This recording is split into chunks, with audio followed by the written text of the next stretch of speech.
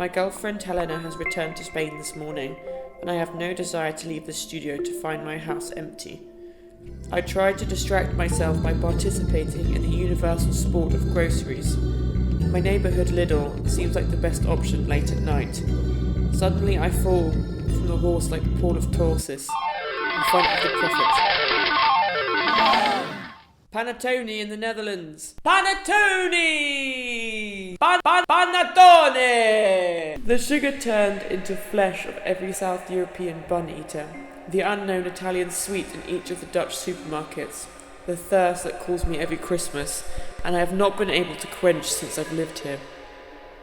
Panic and anxiety possess me to give way to the most compulsive act that I have commented in recent months. Take it easy. There are 10 days left until you return to Spain to spend the holidays. Do not gorge yourself. You will eat the panettone you want there, I tell myself.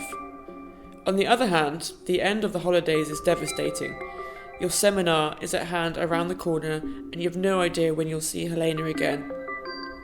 I wouldn't mind having 1 or 15 constellation panettones in January. Do you think there'll be panettone for January?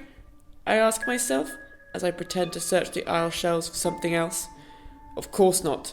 Do not be panettone, you fool. This is not the Veneto. You could buy a dozen small panettones as a reserve. They are only 99 cents each. At the end of my shopping, I realised that all this panettone will not fit in my bag. I could ask for a plastic bag, but that would expose me with my terrible level of Dutch. I don't want to switch to English with that cashier. I'm afraid I'm too conceited. I start stuffing panettones in each of my pockets of my oversized coat. I walk out of there quietly. Suddenly it looks like I have some amazing pecs made of panettone. Damn, baby, that's a real panettone body. That's a real panettone body. I take my bike and go home with difficulties to move. I think about how I have forgotten all the things that I did not like in Venice on my way home. As almost everything, it has ended up becoming a memory of a romantic bohemian drunkenness between half paintings and binging on panettone at Marco's house. Like a superhero covered by his nostalgic super suit, I forgot how cold one feels when cycling at night under 2 degrees. I feel that I can make the aluminium foil and the plastic of the industrial bakery my shield.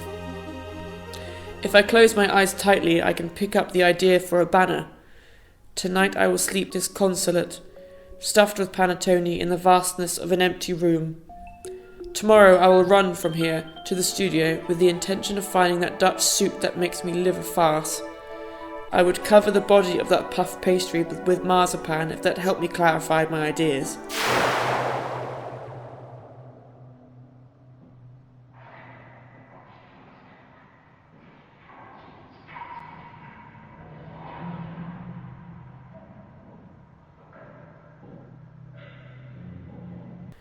There are times like this when an image should not be processed or pursued.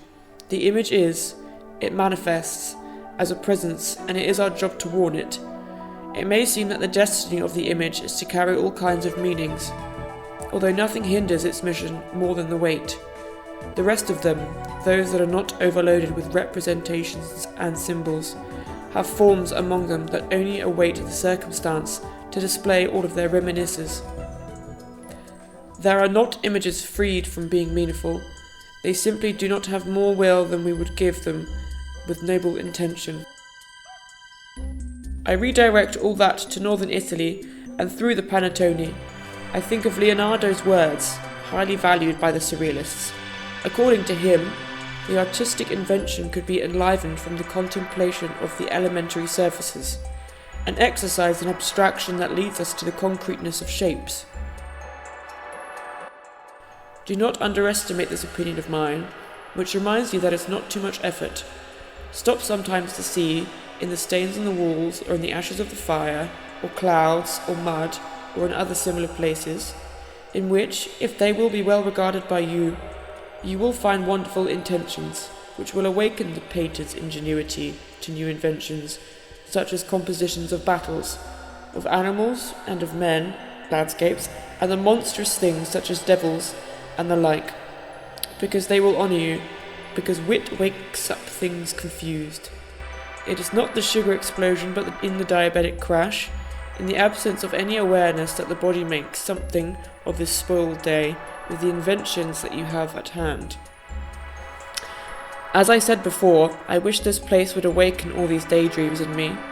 I am afraid that I have been here too long to live a pleasant farce with this country.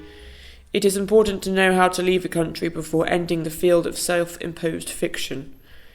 How long does a country ask for you to make you part of it or condemn you forever? The only answer I know is the average of a full year, the Erasmus average, which gives you a first summer, a winter, and the second summer waiting around the corner, whose similarity with the first allows you to cherish the idea of more of the same thing, closing a seasonal circle, a well-rounded handle that someone can easily grasp. Before falling asleep, I review the memories of my Erasmus in Venice, the empty hours of class, the bad habits, the narrow streets and the garbage boats, and the golden reflection of St. Mark on the Acqua Alta. I think about getting out of here, about my girlfriend's reproaches, my parents' comments if I throw away these years in the Netherlands. I imagine my friends from Venice, Bologna, Mallorca, Valencia, Barcelona. You did wrong coming back. The situation is awful here. You will leave again. But the idea of leaving again is inseparable from that of coming back, with the subsequent desire to leave again, a pendulum of two alternate temptations whose movement plunges you into an oscillating dilemma, until, again, the passage of time comes to your aid, the swing begins to declare, and little by little, other things begin to bury it.